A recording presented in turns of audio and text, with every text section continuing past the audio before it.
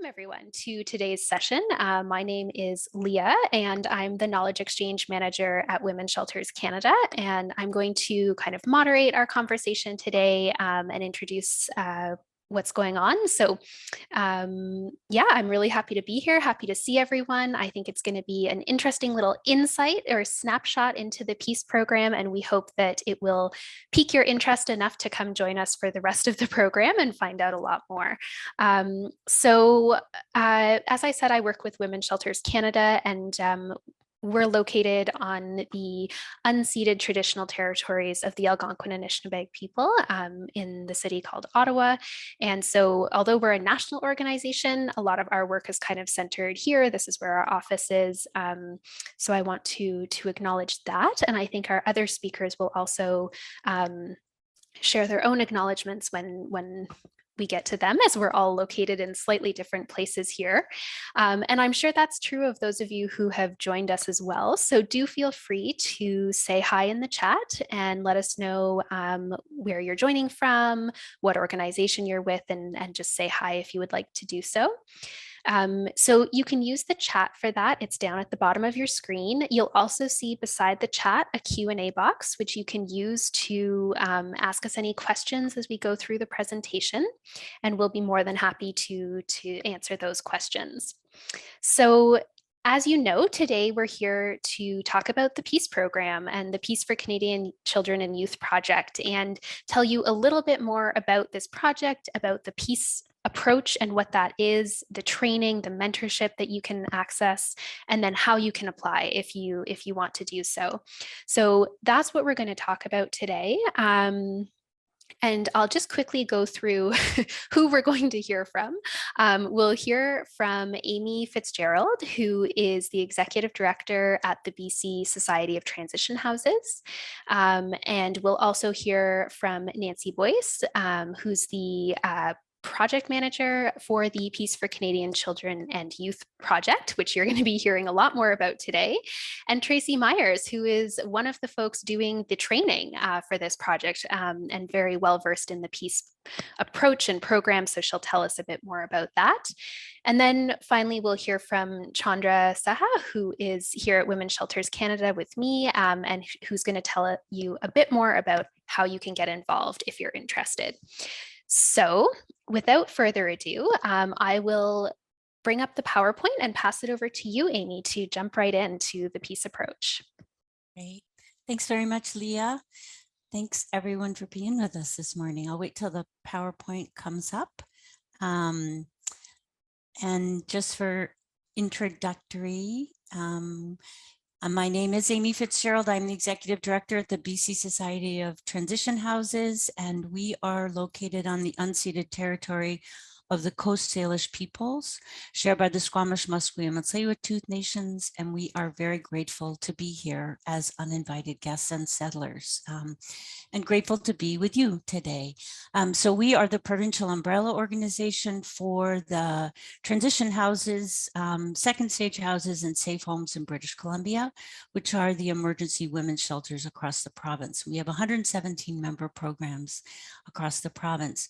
And today I have the good fortune to chatting with you about the Peace for Canadian Children and Youth project, which is a 3-year project to provide training, mentorship to shelter workers in northern, rural, and remote communities across Canada, with the goal of enhancing their capacity to offer specialized supports for children and youth who have experienced or witnessed gender-based violence.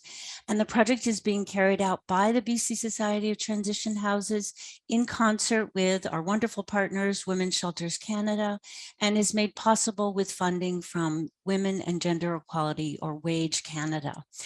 The project grew out of a Safe Kids initiative that was pulled together during the pandemic, way back in April 2020 by then Minister Monsef, to bring together a coalition of agencies and organizations to coordinate awareness and action on national responses to gender-based violence. And specifically, they were looking at how to support children and youth in shelters. And so we had the good fortune to apply for funding from WAGE and receive funding for this project. At the end of the 3-year project, Women's Shelters Canada and the BC Society of Transition Houses will create a legacy of promising practices that will be available for widespread use. The project, which is called now Peace for Canadian Children and Youth Project, and that's the logo right there on the slide, has been adapted from the British Columbia project, which is called PEACE, which stands for Prevention, Education, Advocacy, Counseling, and Empowerment. It was originally known as the Children Who Witness Abuse Program. It was created by the BC Transition Houses way back in 1992, and it's actually its 30th anniversary this year. And it was identified by the transition house workers at that time to provide dedicated counseling supports to children and youth who have experienced and or witnessed violence in the home. And it was originally called the Children Who Witness Abuse Program, but about 5 years ago, Peace Program counselors, who were then Children Who Witness Abuse counselors, identified that the scope of the work they were doing was much broader. And so in consult with us and with their colleagues, they renamed themselves Peace, which stands for those 5 elements, which is really at the heart of the work that they're doing. So today there are 86 peace programs and over 150 counselors in communities across BC. And it was created to address a gap in service for the children of women who are coming to transition houses in BC. As the peace program developed in BC, it grew to be an independent counseling program that was situated outside of the transition houses. And so what's lovely about this project is we're bringing peace back into the transition house setting through the work of this program. Originally, it was identified as specifically a research project, and we received funding from the Vancouver Foundation and the United Way to research the effects on children exposed to the abuse of their mothers and developed a program to support these children. And in 1992, that's when the province stepped in and provided funding for 41 peace program counselors, and now they're over 150. It's a free 12-week psychoeducational program to support children and youth between the ages of 3 and under 18 to understand and cope with their experiences of violence, including the impacts of violence on themselves and their families. And it offers age-appropriate support in both individual and group sessions, as well as support and information to non-offending caregivers, which is typically moms. And it also works with schools to provide prevention and intervention activities through an additional program called the Violence is Preventable program.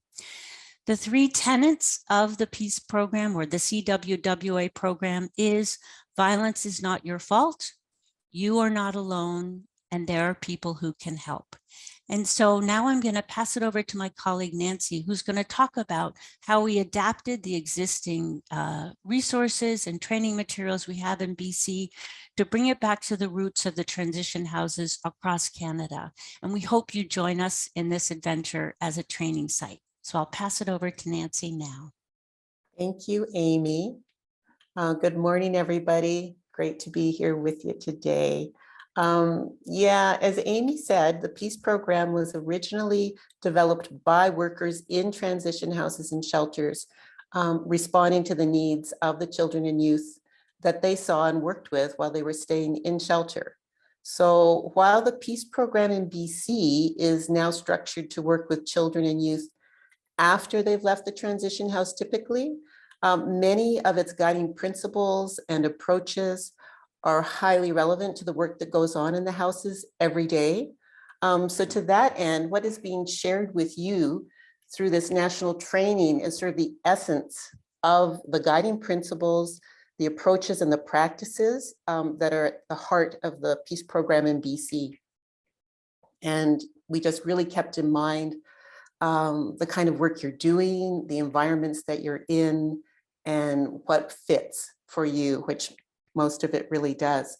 So some of the ways that the PEACE program or the PEACE approach supports children and youth includes providing a safe and supportive place, providing emotional support, acknowledging the resistance and resilience of the families, the moms, the children, and the youth, teaching skills such as grounding skills, safety planning, that kind of thing. Sharing family stories, listening and witnessing as you interact with the families, with the moms and the children and the youth, and just being present for them, being there. So those are all things that I'm sure you already do in your work. And we just hope that by sharing the peace approach, you will find that that really connects with what you're already doing and enhance that. In other ways, another key focus that we really want to talk about in the training and in the mentorship is to let workers know that they are enough in the work that they are doing, because we know that the work is hard. A lot of us have done it too. And we know there's lots of different factors that can contribute to workers perhaps feeling overwhelmed or isolated in the work. So this was very much in our minds as we were adapting the piece materials that we share in the project with you. So throughout all of that, we just tried to be really mindful of what's most useful to frontline workers in those shelter and transition house environments, and present that information in a really straightforward and practical way. And so we have developed a roadmap and an activities and ideas workbook that participants do receive when they participate in the project and take the training. And I think that's about all I will say about that at this point. And I would pass to my colleague, Tracy Myers, who's the training coordinator for the project. And she's going to talk a little bit more about what the training and the mentorship pieces look like. Thank you so much, Nancy. Good morning, everyone. I'm a little nervous and really excited because the project's already started. So I get to tell you a little about it almost theoretically, but also bring the excitement of what's happening. So my name is Tracy Myers. I go by the pronouns she and her, and I am a white cisgender settler of Scotch ancestry living on the unceded, ancestral, and never surrendered territories of the Snuneymuxw, the Stamanis, and the Snanawas peoples in what maybe more commonly, or the settler name of this place is Nanaimo on Vancouver Island, so the West Coast. It's cold out here too. I'm thinking of you in Ottawa because it's cold this morning here, colder than we normally get. I was thinking about how to tell you about this because right now I'm working with 2 cohorts, and I just want to jump in to tell you what it's like. I'm working with a group of women from the Maritimes. On Mondays and on Fridays, I work with a group of women from Saskatchewan. We've met twice for 4 hours each time. And what's happening is that this community, this network of support, of feeling not alone in the work is building, which is really the purpose of the training. I've been working with children and youth for over 20 years. I've been training with the BC Society of Transition Houses for 8. I also work with a team of trainers. Sarah Manwaring-Jones and Anita Romain-Alec are 2 of the people that, sorry, not Anita Romain-Alec. Anita Carroll, I'm so sorry. I'm nervous. And so they're also meeting with French and English cohorts at the same time. We've been connecting around what's happening in these trainings, in that in the nonprofit world, when you work with children and youth, you often feel isolated. Many of the people in the trainings are the only person in their shelter or organization that work with children and youth. So it's isolating. So this training, what I think people are noticing they're receiving from it is a relief at being seen and heard in the work that they do and the stories that they hold, connection and community, and a quiet confidence, a settled confidence is building in how we respond. For example, one cohort wishes to talk a lot about what to do when children and moms are in conflict. And a different cohort wants to talk a lot about how to leave work well and self-care and community care practices. So this training is not a sort of one size fits all. We meet with the women that we meet with and the workers that we meet with in the cohorts to find out what you need from this. So what I'm noticing is that there's this bond happening amongst the workers. This is an interactive training. This isn't where I'm going to be like I'm doing today, just sort of presenting. We have small group conversations. It's you know, people are on their cameras, hopefully if they want to. There's choice and everything, but people are connecting, sharing stories, learning from one another. As much experience as I have, there's that much and more in the cohort. I don't work in northern Saskatchewan. The women there are experts in what it's like to work in a community of 500 people. So this is about bringing together a group to talk about how to uphold the dignity of children and youth and their mothers. This training will give you an opportunity to explore your attitudes and beliefs and how they show up in the work, and how we can support each other with those attitudes and beliefs too, so we don't do harm, so we can honor and walk alongside the people that we support in the best way. Along with myself and the group of people who are attending the training is a peace mentor. And this is a key part of this training, which I think is quite unique. So we put out a call in BC for peace counselors to step up if they were interested in being part of this and connecting to a cohort. And the response was overwhelming. It took a couple of weeks to have about 30 people say, I want to be involved in this. So every cohort is assigned a mentor who will stay with you, if you wish, for up to a year and a half after the training. That's flexible. Some people find that length of time a little bit overwhelming or too much to commit to. So we can talk about if a year is better, to meet every couple of months, but to stay connected to this group, to bring up situations that happen, to get resources from each other, to figure out how every site wants to improve their response to children and youth. I can't wait each week to meet again with this fabulous group of people, both from the Maritimes and Saskatchewan. And 2 more cohorts are set up for me to work with already. We'll be rolling this out this spring. So in my sort of babbly, excited way, I hope I've expressed a little bit about what someone who's in this training may take away from it. And yeah, I would encourage you to ask questions if this piqued your interest at all. Thanks, everybody. Hello, everyone. In this section, I will share information on the application process and how the back end of the project looks like. This information will help you understand the specific ways we can help you navigate the application process. We are accepting applications to the program on rolling basis. However, even though we will continue to accept applications, we would highly encourage you to apply to your earliest convenience. The application form is online and take about 15 to 20 minutes to complete. My colleague Leah will be sharing the online application link in our chat. In the form, you will be asked to fill in your shelter staff capacity, number of beds, type of clients you mainly cater to, and identify your barriers or challenges that you encounter. You will be also asked to identify 3 staff members from your shelter who can participate in the training. We have received requests from shelters regarding the fact that they are yet to determine participants, hence cannot apply. In that case, we have requested them to apply with to be determined later mentioned in the form.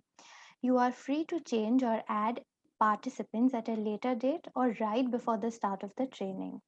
You can also let us know if you would prefer a training later, for example in June, or earlier, for example in March.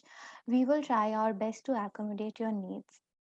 If you have trouble with the online application, kindly reach out to us for assistance. We are requesting you to send us your application early because it helps us match you with the most compatible cohorts and gives us more time to plan the training. Let me share a little bit about the cohort formation process here. As discussed by BCSTH, one of the goals of this project is to allow you an opportunity to network with other shelters across the country. In order for that to happen, we are forming cohorts of 3 to 5 shelters who will participate in the training and mentorship together. We are matching the cohorts on the basis of their geographical proximity. We are also ensuring that the size of the shelter, resources available, and barriers identified matches with each other so that the cohorts have common grounds to explore.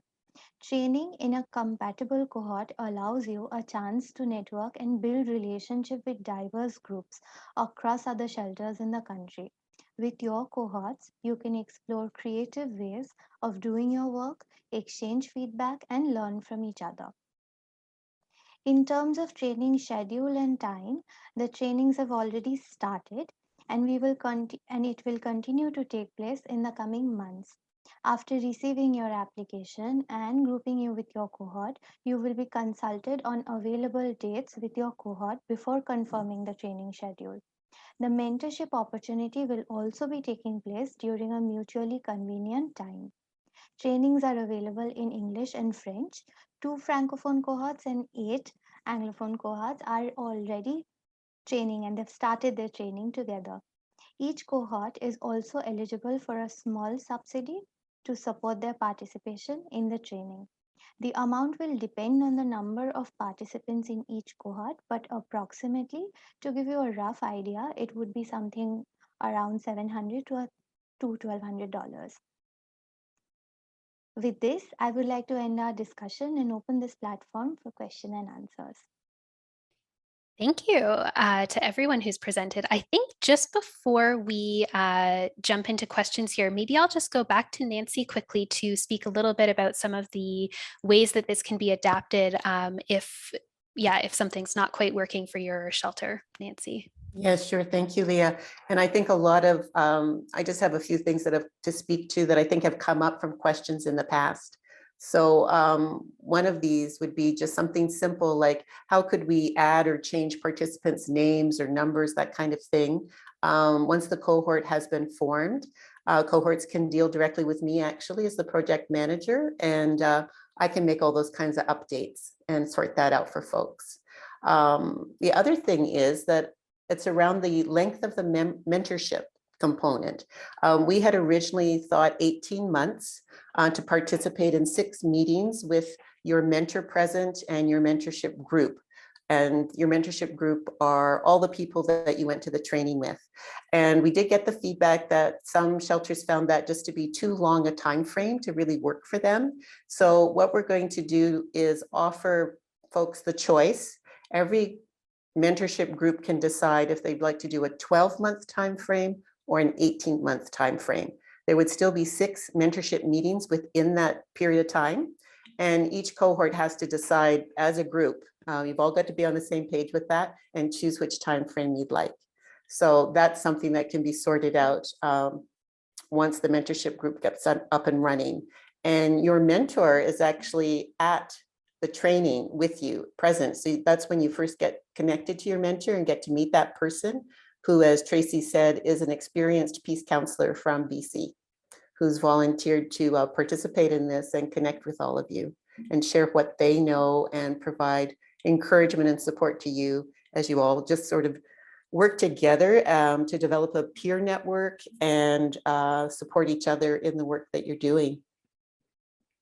Another question was, what happens if a shelter cannot commit one staff for the entire duration of the training or the mentorship? Certainly the training, we're hopeful that for the 4 sessions or the 2 sessions, but however it works out, the 14 hours of training, we're hoping that one person will be able to attend most of that, if not all, hopefully all. But in terms of the mentorship component, because it goes on for such an extended period of time, if there's staff changes or there's any reason why the same person cannot continue throughout the whole process, what we would ask is that the organization provide someone to participate.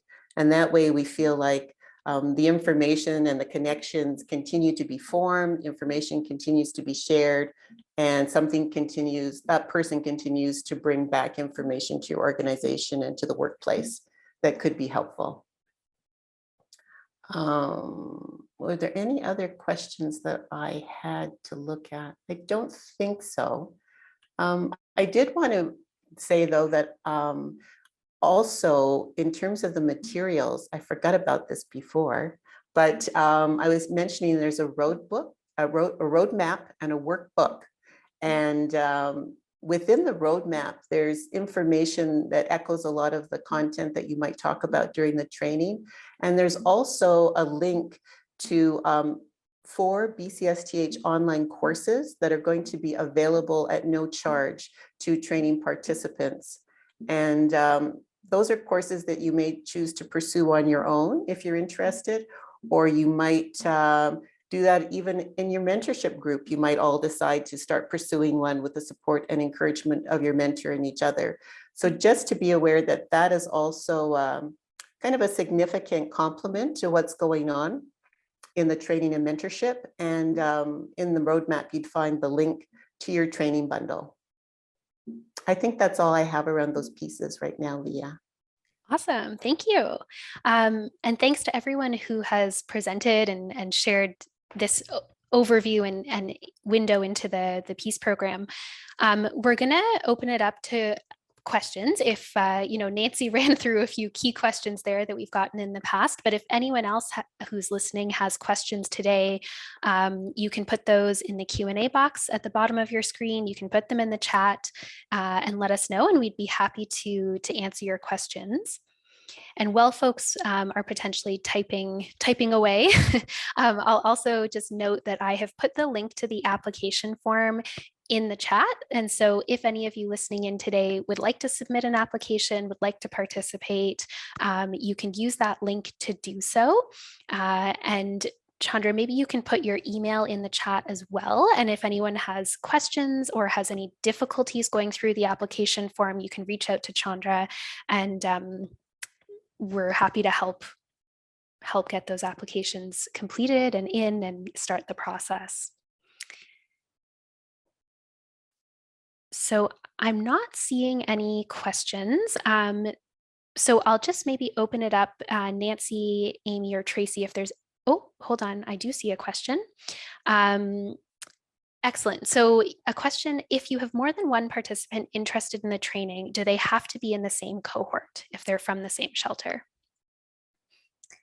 So perhaps Nancy, I think that might have come up already. So perhaps you could answer that one or give some thoughts.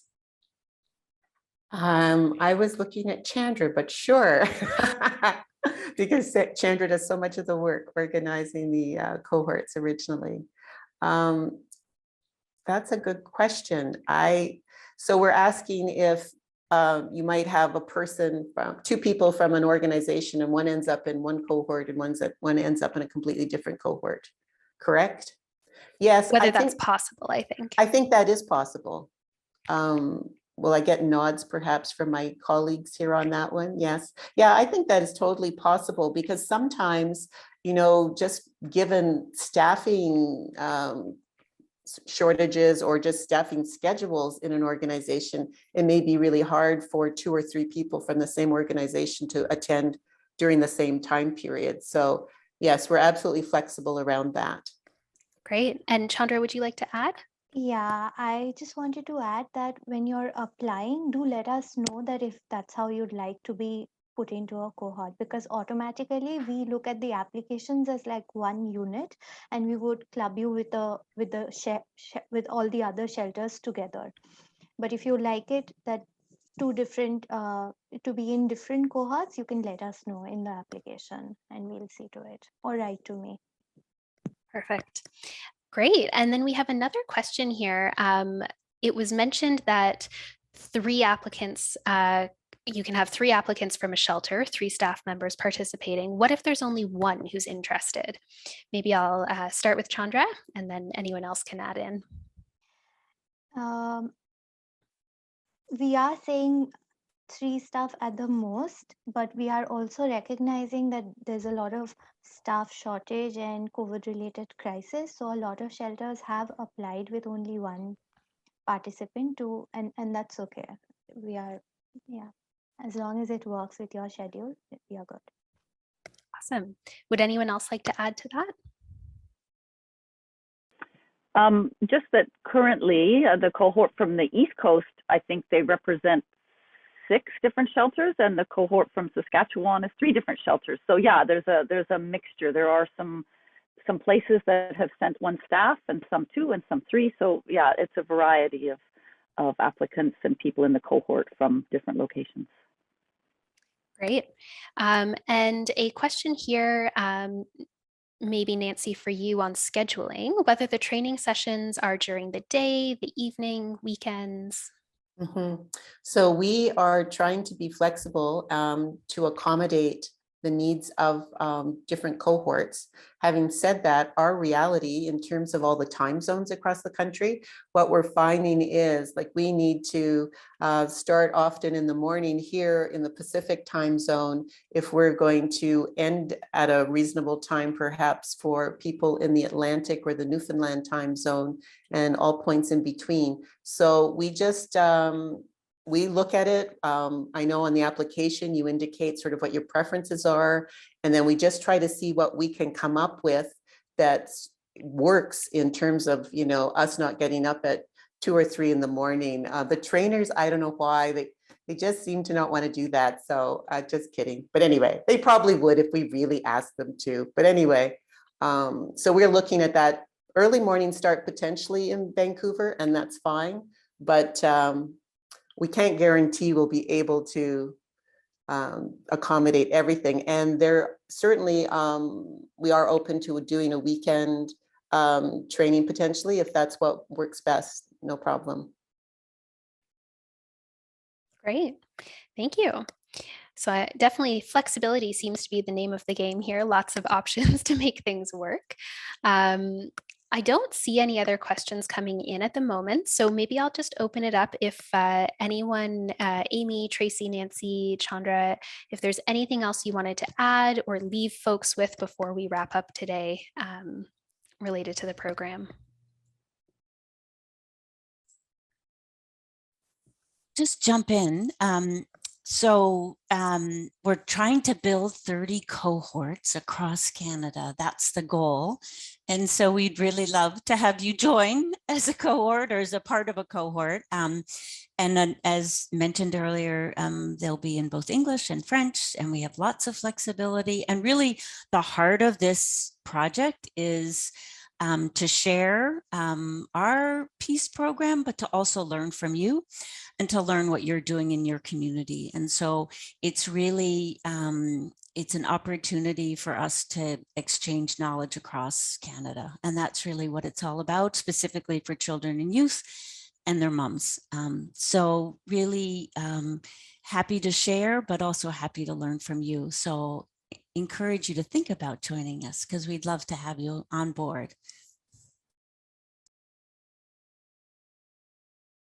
And I would just say too, and Tracy has spoken to that a bit, but the trainers are so responsive and to what the participants are really looking for to make it most useful to them, and checks in with the all the participants at the outset and continues to check in with them and continues to be, you know, really nimble and adapt and respond, so that our goal is that at the end of the day, this is genuinely useful to you, and I really want to echo what Tracy said too about that sense of community and that bonding that has already begun so early in the process.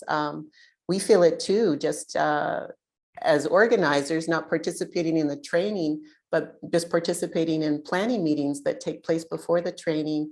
Just connecting with everybody from coast to coast feels great because we do share the common bond of doing this work. And that's significant. Thanks, Nancy, for mentioning that. I think that I guess the one thing I'd just like to maybe add is, you know, in the peace approach really centers the families the children, the youth, the women that we work with and walk alongside. We center their knowledge, we center their dignity. And this training does that with the participants. We center your knowledge, your dignity. We take a cue from you as what you want and need this to be. It's a lot of time, you know. We're together right now for 4 days. Like, for example, one cohort meets every Monday for 4 hours. We want that to be useful. We want that to make sense to you, to answer the questions that you want to know about, the situations that you find yourself in where you're feeling like, I don't know, and find yourself with other people who feel similarly. So yeah, I would say jump on board. It's really, really exciting project. And we do have a couple last questions here, so maybe I'll put those out there. So one of them, and Chandra, maybe you can speak to this, is what are the eligibility criteria for the shelters who want to participate? This training is designed for rural, remote, and northern communities, and that is the sole eligibility criteria for now. We have received applications who aren't from that region, and we haven't really reconsidered whether this project is we are going to expand it for them, but for now it is rural, remote, and northern. Great, thank you. And a question here, what is the cost of taking this training? And so I know we had mentioned in the presentation that there is no cost, it is free, and there is a little subsidy available. So I was wondering, maybe Amy, if I could pass it to you just to speak to the cost or no cost and the subsidy piece a little bit. Yeah, sure. So definitely this is a free training. And it, as indicated earlier, it's funded by Women and Gender Equality Canada. So we had the good fortune to get funding from them. And we have an honorarium for the training sites. Each training site has an honorarium. So it's a thank you, and it's an attempt to sort of provide you some compensation for the time that you're providing to have your staff member come and join us. Folks have been using the honorarium for buying headsets so that they can have better ability to hear. One house used it to buy a tablet. It ranges in the subsidy ranges from somewhere between $900 to like $1,400, depending upon how many folks are in the cohort. Yeah, so it's designed to support you and to thank you for being part of this. In no way is it going to backfill the time, but it's going to go a bit towards that. Some folks have used it to bring in casual staff so that the children and youth counselor can actually engage with the training in a meaningful way. So we're flexible. We'll support you in any way possible. And really, it's a thank you. So that's the part of the honorarium that'll follow through, and it'll either come to you as a check or an electronic funds transfer, and as soon as you are part of the cohort. Wonderful. Thank you. Awesome. So I don't see any other questions. So maybe I'll just say a big thank you to Amy and Nancy and Tracy and Chandra for sharing this wonderful information with us, and as well to those who have attended and asked wonderful questions. I think they were really helpful in bringing out more details of the program. So thanks to everyone for participating. And just a reminder here, I'll post the link again, the application form link just at the bottom here so that everyone has it fresh there. And if you are interested in participating, please don't hesitate to fill out the form, to reach out to Chandra if you have questions or want a bit more information, and we would all be more than happy to help. So thank you, everyone. I'm going to close our webinar here, and hopefully we will see each other at peace trainings. Bye, everyone.